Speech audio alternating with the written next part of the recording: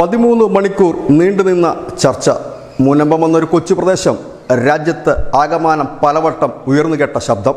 ഒടുവിൽ ബിൽ പാസ്സായി. വഖഫ് ഭേദഗതി ബിൽ പാസ്സായി. 232 വോട്ടുകൾക്കെതിരെ 288 വോട്ടുകൾക്കാണ് ബിൽ പാസ്സായത്. പക്ഷേ ആ ബില്ലിനേക്കാൾ പ്രതിപക്ഷത്തെ ഞെട്ടിച്ചത് ആ ബിൽ പാസ്സായതിന് തൊട്ട് പിന്നാലെ അമിത്ഷാ നടത്തിയ ഒരു മിന്നൽ നീക്കം തന്നെയായിരുന്നു. അവിടെ മണിപ്പൂരിൻ്റെ പ്രമേയം കൂടി അദ്ദേഹം പാസ്സാക്കിയെടുക്കുകയുണ്ടായി. നമുക്കറിയാം, രാഷ്ട്രപതി ഭരണം ഏർപ്പെടുത്തി കഴിഞ്ഞാൽ അത് ലോക്സഭയുടെയും രാജ്യസഭയുടെയും അംഗീകാരം നേടേണ്ടതുണ്ട് 6 മാസത്തിനുള്ളിൽ, ഇല്ലെങ്കിൽ അത് അസാധുവായി പോകുന്നതാണ്. പക്ഷേ അത്തരമൊരു നീക്കമായിരുന്നു ഇന്നലെ പുലർച്ചെ നടന്നത്.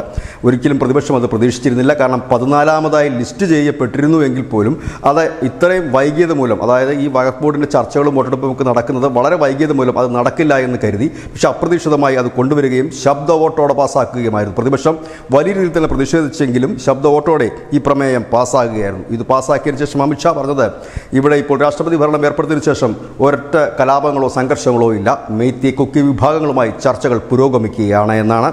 ഏതായാലും അപ്രതീക്ഷിത നീക്കത്തിൽ പ്രതിപക്ഷത്തിന് ഞെട്ടലാണ് ഉണ്ടായത്. ഒരിക്കലും പ്രതീക്ഷിക്കാത്ത ഒരു സമയത്ത് ഒരു പ്രമേയവുമായി എത്തുന്നു. ഒരുപക്ഷെ ലോക്സഭയിലൊക്കെ വലിയ ഒച്ചപ്പാടും ബഹളവും ചർച്ചയും നടക്കേണ്ടതായിട്ടുള്ള ഒരു പ്രമേയമായിരുന്നു. പക്ഷേ അത് നിഷ്പ്രയാസം കൊണ്ട് ഈ വഖഫ് ബില്ലിൻ്റെ ആ ഒരു പ്രഹരത്തിൽ തളർന്നിരിക്കുന്ന പ്രതിപക്ഷത്തിൻ്റെ തലയ്ക്ക് മുകളിലൂടെ ആ പ്രമേയം അമിത്ഷാ പാസ്സാക്കി. News desk Malayalam.